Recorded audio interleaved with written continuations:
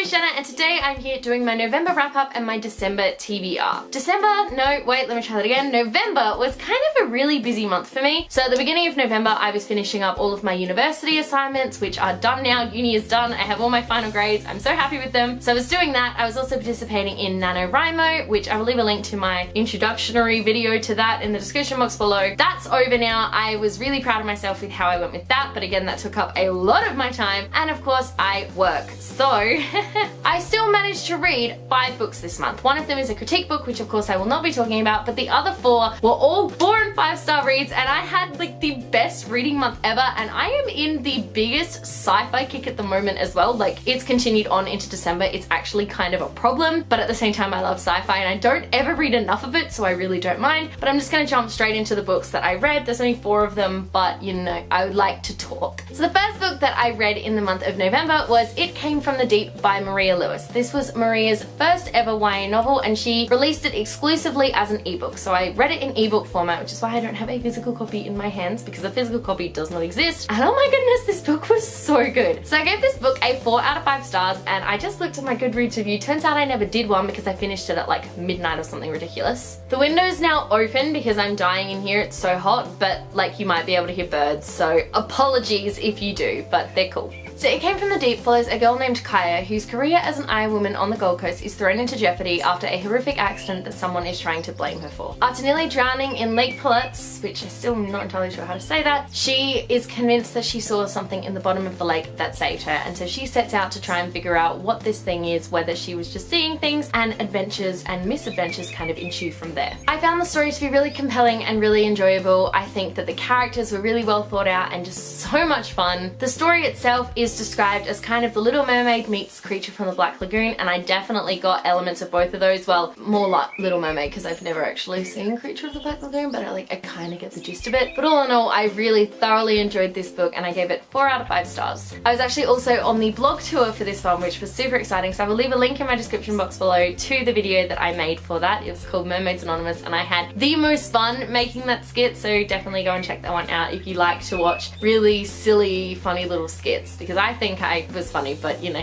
I might not be and I might just be completely barking up the wrong tree, but I really enjoyed it. The second book that I read in the month of November, I read because I was meeting the author in that month, and that was The 100 by Cass Morgan. I did a reread of this book and honestly, I loved it so much. Okay, so when I first read this one, I gave it 5 out of 5 stars, and after reading it again, now that I'm older, it's definitely not a 5-star book, so I've given it 4 out of 5 stars. It is just so much fun. I really thoroughly enjoyed this book. Obviously, a lot of you will recognize the title from the CW TV show The 100, and yes, okay, they are kind of the same thing, but also not really at all. I'm gonna leave a link in the description box below to my book versus TV show video that I did for The 100, so you guys can kind of get more of my fuller thoughts on what I think the differences between the two are and why I think you should definitely watch and read both series. So this book follows a group of 100 delinquents that are sent to the ground after a nuclear winter to see if the Earth is survivable, because the colony that they are living up in on space is running out of oxygen and the entire human race is dependent on these 100 kids. And oh my goodness, it is so good. Ugh. So down on the ground we follow Clark, Bellamy, Wells and Octavia. They really struggle with figuring out why they've been sent to Earth. They struggle with figuring out, oh my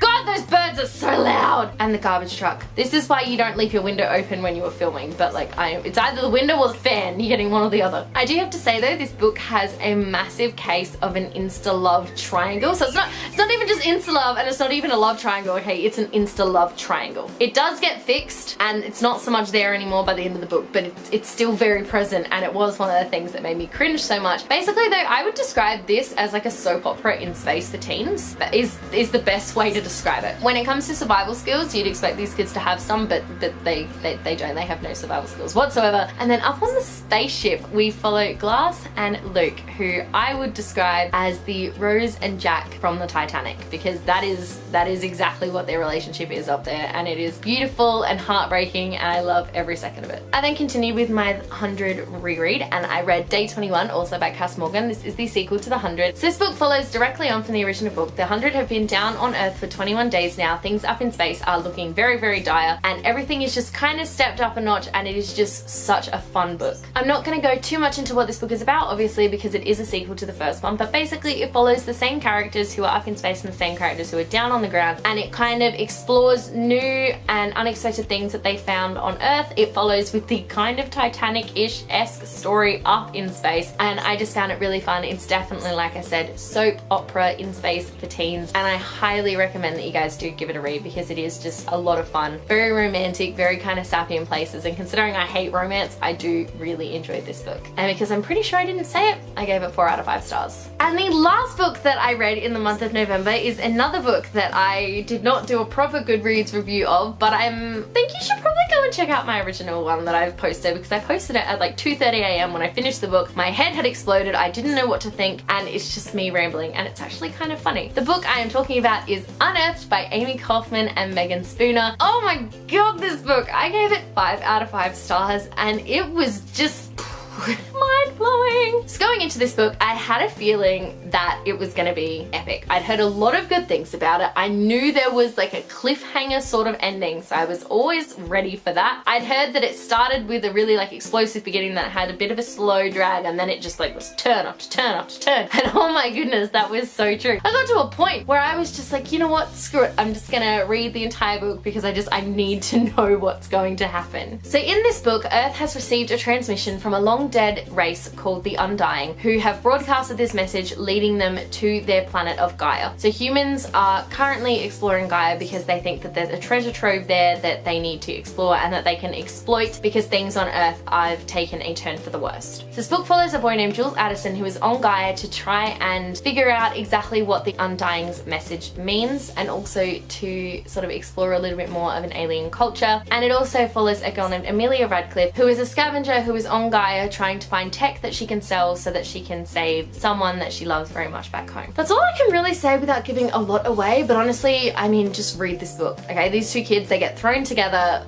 under very duress circumstances, and it just goes from there. And there were things that I just didn't see coming. I saw like a little bit of the cliffhanger coming, but like the biggest part of the cliffhanger I just really didn't see coming. And then the ending, who ends a book like that? Ugh. The worst part is we have to wait until 2019 for the sequel, okay? 2019, the sequel to this. Anyone who's read this book will understand me when I say that that is not okay, but I mean, yeah, I gave this one a 5 out of 5 stars. Obviously, I loved the characters. Jules is like my precious little baby. The story was so complex and just full of twists and turns that I just absolutely couldn't put it down. The world building in this was just phenomenal. I really felt like I was on Gaia. And Megan and Amy, both of whom I met, I actually read this one because they were doing a launch in my hometown, and I met them and they were absolutely lovely, and they described this book as their love letter to Indiana Jones and Lara Croft. And let me tell you, after reading it, I can tell you that is absolutely the best way to describe this book. It's amazing. Y'all should go read it. So you have it. Those are the 4 books plus the 1 critique book that I cannot talk about that I read in the month of November. We're going to now go into my December TBR, and as always, I'm going to show you a couple of books that I'm planning on reading, and then the rest is just going to be completely random because I have a huge, ridiculously long list of books that is just piling higher and higher and higher that I would really like to read, and I'd never really want to pick a TBR because I'm like, what if this takes my fancy? I'm very much a mood reader, so I tend to read books while I'm, you know, in the mood for them, and at the moment I am definitely still in my little sci-fi kick, but we'll see what happens in the month of December. I find December really difficult to read books because I'm working a lot at my jobs. I am, you know, doing Christmas shopping. We always have family events, so you have lots of Christmassy stuff to do, so I find it very difficult to find time to read in December, but I have got a couple of books that I'm reading at the moment, and then I have a couple other books that I'm hoping to read. So the first book that I'm currently reading is Homecoming, which is the 3rd book in the 100 series by Cass Morgan. I'm obviously continuing with my 100 reread. I'd really like to get all 4 books reread by the end of the month. Don't know if that's gonna happen. This book is the sequel to Day 21, so I'm not gonna go too much into it, but basically it follows the same characters who have discovered things and are in places that they really don't want to be in, and it kind of goes from there. I'm also currently reading A Wrinkle in Time by Madeleine L'Engle, which I'm actually listening to on audiobook. Oh my goodness, this book so far is amazing. I'm loving every second of it. I can't believe I've never read it before. I feel like it's one of those childhood classics that everyone has read. And then I was asking people about it and they're all like, no, I've never read it. And I went, I don't understand. I thought it was one of those classics that